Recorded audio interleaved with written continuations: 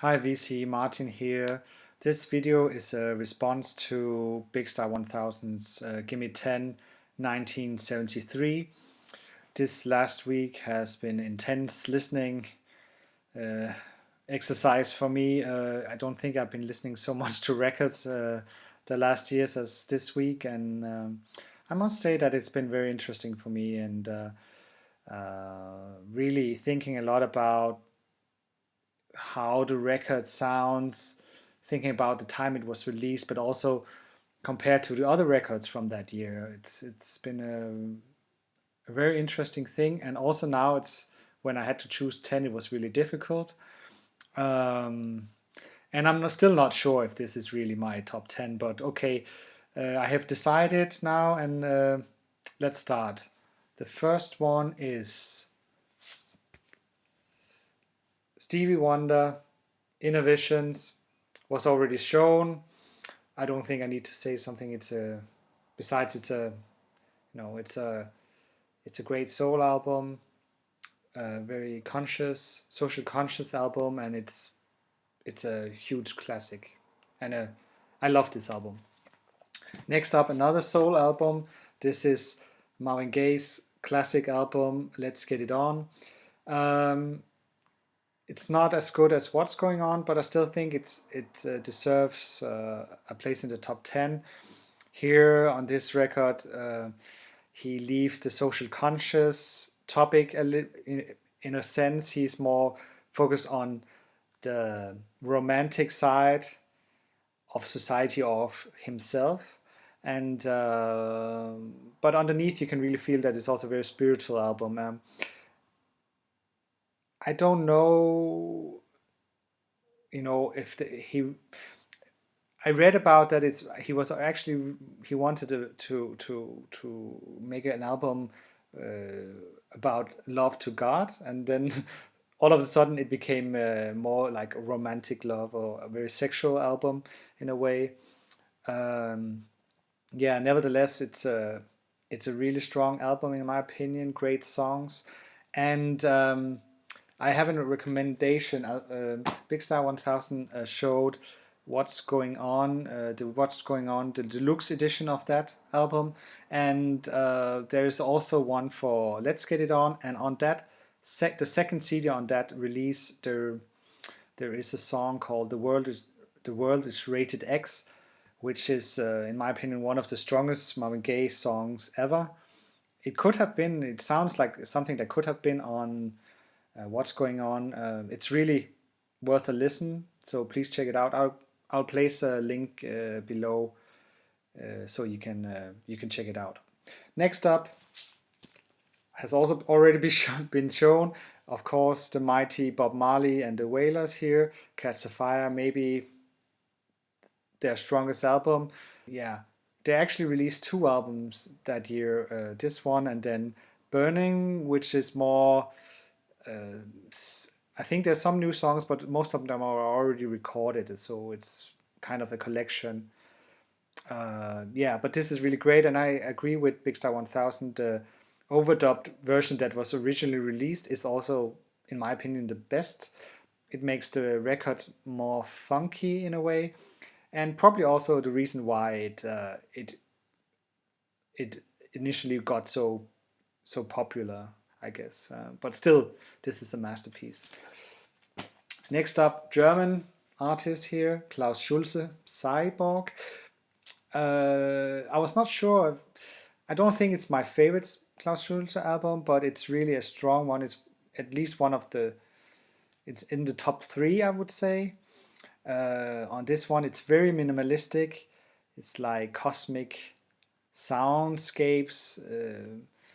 Of course, he plays synthesizer, and there's some orchestral going on in the background.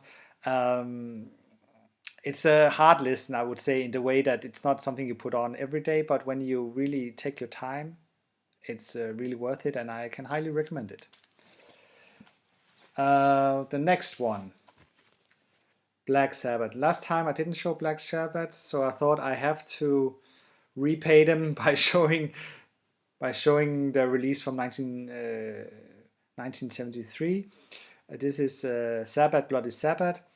In my opinion, a very strong album and maybe not as appreciated as it should be. There's some great songs on here. Uh, for example, A National Acrobat is one of my favorites on this one. It's really, really a cool song. Yeah, please check it out. It's great. Um, if you don't already know it, of course. Next up was already shown. Yeah, half of them were already shown. Here is Tom Waits' debut, Closing Time. Uh, it has followed me a long time. I really love this record. It feels so natural in a way. It seems like it was very easy for him. I'm not sure it was, but it sounds very like it's coming straight from the heart. It's very good songwriting, great melodies. In a way, an atypical Tom Waits album because, of course, here he's actually sings normal. It's not this growling or drunken Tom Waits we normally would hear. Here it's a little bit more fine voice, and it suits the album quite well. I think it's a beautiful album, and yeah, if you don't know it, check it out. Next up, Keith Jarrett solo concerts, Bremen, Lausanne. I still think that the Köln concert is better, but this, the Bremen concert, the recording from the Bremen concert is really, really fantastic and have moments where it's as good as Köln concert, I would say. Lausanne is, the concert from Lausanne is more, the recording from Lausanne is more abstract and also a little bit more difficult to listen to. Very interesting, but yeah, this is a strong release from Keith Jarrett, of course, and it's on the top 10. Next up, has also already been shown, this is Iggy and the Stooges, Raw Power. This is the release from, I think it's from 2010. It's a double release where the first side is the original release David Bowie mix, and the other side is the Iggy Pop mix, which in a way is a little bit more raw, suits the title. Sometimes you can hear Iggy's voice better actually on the Iggy Pop mix, which in a way suits the album, but the rest of the recording is a little bit more muddy. I'm not sure. I think I still would prefer the David Bowie mix, but it's definitely interesting to also hear the Iggy Pop mix. But yeah, can also highly recommend this. It's a beautiful release from Music on Vinyl, I think it is. Released, I think it's pressed in the Netherlands. Here, German pressing of Roxy Music's second album, For Your Pleasure. In my opinion, Roxy Music's best album. And it's not because I don't like the records where Brian Eno is not on, when he left after this one. I love Avalon. I think it's a beautiful album, and also Country Life. But For Your Pleasure definitely has much more to offer. I think it's avant-garde without being too crazy, I would say. Where they also released Stranded that year in 1973, and in my opinion, you can really hear that they don't really know what they're doing. It's a very messy effort, in my opinion, and they're probably trying to find out how they should sound, and yeah, Stranded is not, in my opinion, not a strong album, but yeah, I don't know. This is at least a very strong recommendation from my side. And here finally, the German masters here, Can Future Days. This is I think this is the remastered edition from 2014 on Spoon Records. Yeah, I think I still like the more funky side of Can, but this is definitely a monster of a record.